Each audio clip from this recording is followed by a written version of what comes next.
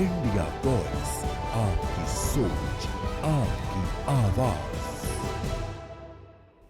नमस्कार, आपका बहुत स्वागत है इंडिया वॉइस पे। मैं हूं आपके साथ समृद्ध मिश्रा। वक्त तो चला हरियाणा के समाचारों का, तो बुलेटिन की शुरुआत करते हैं पहली खबर के साथ। हरियाणा में खेलों को बढ़ावा देने और युवाओं को नशे से दूर रखने के उद्देश्य से हरियाणा फुटबॉल लीग का शुभारंभ राजस्व और स्थानीय निकाय मंत्री विपुल गोयल ने किया है।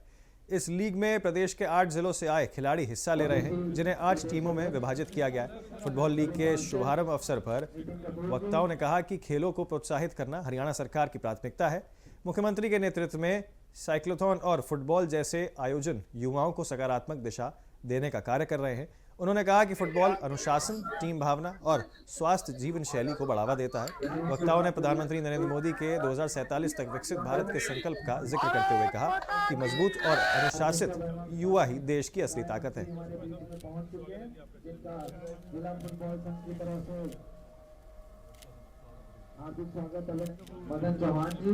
हरियाणा फुटबॉल लीग जो कि जिसमें 8 डिस्ट्रिक्ट के खिलाड़ी भाग ले रहे हैं, उसका आज यहाँ पर आरंभ है। और उसके अलावा जो मैचेस हैं, 8 खिलाड़ी, 8 टीमें जो खेलेंगी, और फुटबॉल को प्रमोट करने का जो हरियाणा सरकार का एक मुहिम है, उसके अंदर एक अच्छा योगदान होगा। और फुटबॉल के द्वारा जो एक डिसिप्लिन खेल है, नशे से दूर रहने का भी जो संदेश है, वो लोगों तक पहुंचने का काम करेगा। माननीय मुख्यमंत्री जी की, चाहे पहले साइक्लोथॉन हो, चाहे फुटबॉल की बात हो, चाहे अन्य खेलों को प्रमोट करना कि ये नशे से दूर रहें और खेलों में बच्चे अपना ध्यान लगाएं।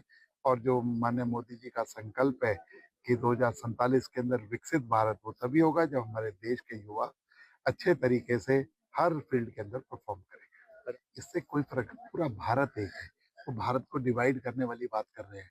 जहाँ पर कई कई जगह स्थिति देखी जाती है, मौसम देखा जाता है, इंफ्रास्ट्रक्चर जिस खेल की जहाँ ज़रूरत है वहाँ देखा जाता है। ऐसा नहीं है कि आगे 2036 में जब ओलंपिक की हम लोग मेज़बानी करेंगे तो हरियाणा में कुछ नहीं होगा या अन्य प्रदेशों में कुछ नहीं होगा।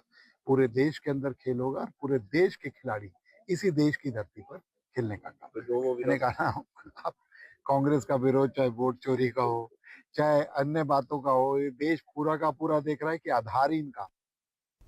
यमुनानगर में ऑनलाइन ट्रांसफर पॉलिसी के विरोध में बिजली विभाग के कर्मचारी ने एसई कार्यालय के बाहर नारेबाजी कर प्रदर्शन किया। कर्मचारियों का कहना है कि ऑनलाइन ट्रांसफर पॉलिसी से न सिर्फ कर्मचारियों को परेशानी होगी, बल्कि इससे काम की सुरक्षा पर भी प्रभाव पड़ेगा। उन्होंने बताया कि स्थानीय कर्मचारी क्षेत्र की बिजली लाइनें, उपकरणों और तकनीकी व्यवस्थाओं से पूरी तरीके से परिचित होते हैं, जिससे वे जोखिम भरे कार्य को सुरक्षित तरीके से कर सकते हैं। कर्मचारियों का तर्क है कि स्थानांतरण के बाद भी नए कर्मचारियों को क्षेत्र और उपकरणों की जानकारी नहीं होगी, जिससे हादसे की आशंका और बढ़ सकती है। प्रदर्शनकारियों ने सरकार से ऑनलाइन ट्रांसफर पॉलिसी को वापस लेने की मांग की है और चेतावनी दी है कि यदि नीति लागू की गई तो आंदोलन और तेज किया जाएगा।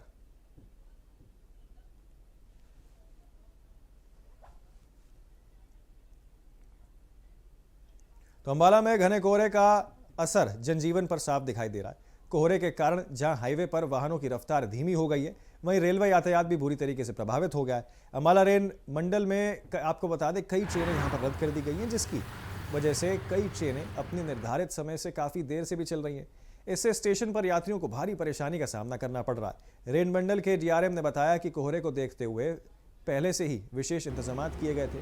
स्टेशन पर स्पेशल लाइन लगाई गई थी और यात्रियों से रेलवे की डिजिटल ऐप से जानकारी लेने के लिए भी यहाँ पर कहा गया था और स्टेशन आने की अपील भी की गई थी। वहीं यात्रियों का कहना है कि ट्रेन की सही जानकारी ना मिलने से यहाँ पर जो है ठंड में इंतजार करना है, लोग यहाँ पर मजबूर होते जा रहे हैं।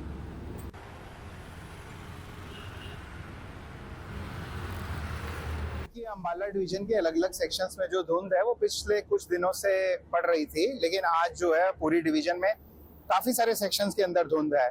और जैसा कि मैं आपको बताना चाहता हूं कि धुंध के दौरान हम लोग काफी एक्स्ट्रा प्रिकॉशंस लेते हैं। हमारे एम्प्लॉइज जो है नंबर ऑफ इंस्पेक्शंस बढ़ा देते हैं और हम लोग अपने जो फॉग सेफ डिवाइसेज हैं उनको देखते हैं कि वो प्रॉपरली चल रहे हैं, उनकी मेंटेनेंस के ऊपर ध्यान देते हैं और हमारे सिग्नल्स की विजिबिलिटी को हम लोग देखते हैं।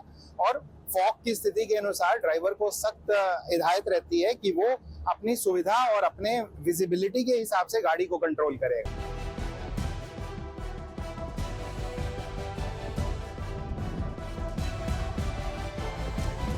इंडिया वॉइस, आपकी सोच, आपकी आवाज।